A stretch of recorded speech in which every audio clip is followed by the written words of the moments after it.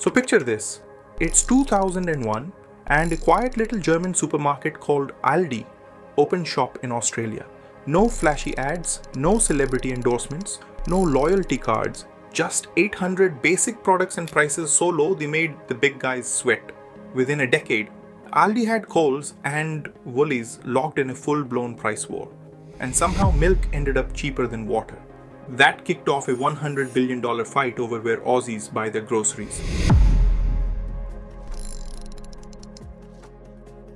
Back in the early 2000s, Coles and Woolworths pretty much owned the supermarket scene. Between them, they controlled close to 80% of the market. It was business as usual. Prices were high, competition was low, and most Aussies didn't question it. Then Aldi showed up. Quiet, efficient, ruthless. The big two barely blinked at first. I mean, Aldi only had 800 products. No brand names, no in-store bakeries, no rewards cards. This won't last, they thought, but it did. In fact, it worked. Aussie shoppers loved it. Aldi was cheap, it was simple, it made you feel smart for saving. And slowly, people started switching. That's when Coles and Woolies knew they had a problem and the gloves came off. Let's start with Aldi. They weren't playing by the same rules. Their stores were smaller, their shelves were lined with house brand products, and they cut out everything that didn't matter. Fancy signage, wide aisles, extra staff, you packed your own bags, you unlocked your trolley with a coin, but what you got in return? Dirt cheap prices. And it wasn't just junk either. Aldi's private labels were surprisingly good. In blind taste tests, they beat the big brands more often than you'd think. Plus, they dropped new special buys every Wednesday. Chainsaws, ski gear, yoga mats. Totally random, but people lined up for them. It gave Aldi this cult following. Like, you didn't just shop there, you felt in on a secret.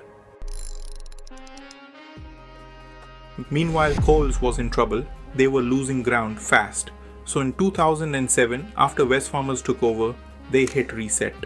Enter the Down Down campaign. Big red hands, Beatles-style jingles, and prices dropping all over the place. At first, it felt a bit gimmicky, but behind the scenes, Coles was serious. They squeezed suppliers, ramped up their private labels, and slashed prices across the board. And then came their boldest move.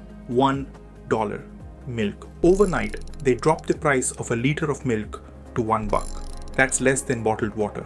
It made headlines, it made shoppers cheer, and it made Woolies panic. Woolworths had always positioned itself as the premium player, the fresh food people. But with Coles and Aldi biting into their market share, they had to act.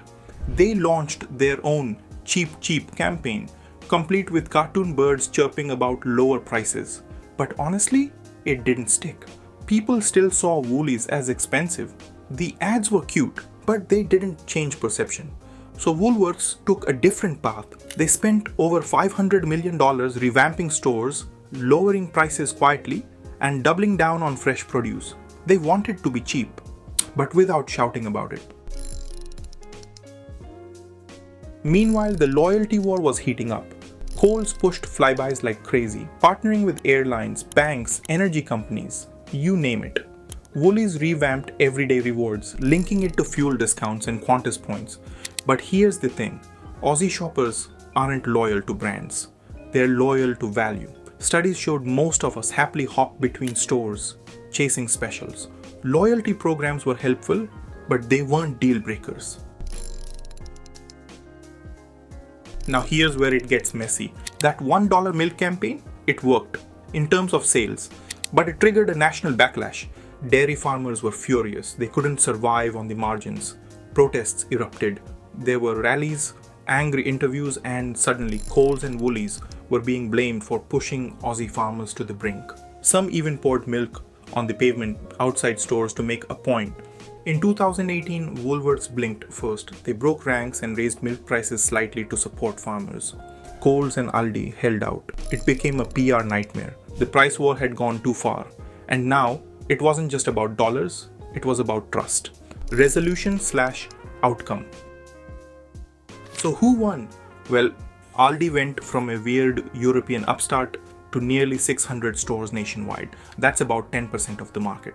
Coles turned itself around and became a serious rival again.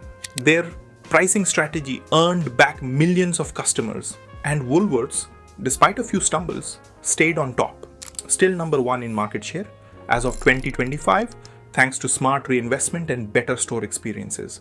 But the bigger story? The war reshaped how Australians shop. Prices stayed lower for over a decade. Shoppers got savvier. And loyalty? That went out the window. This war didn't just change prices, it changed what Aussie shoppers expect forever. Here's what this war teaches us. Don't underestimate the underdog. Aldi played the long game, with no fluff, no fuss, just quiet disruption.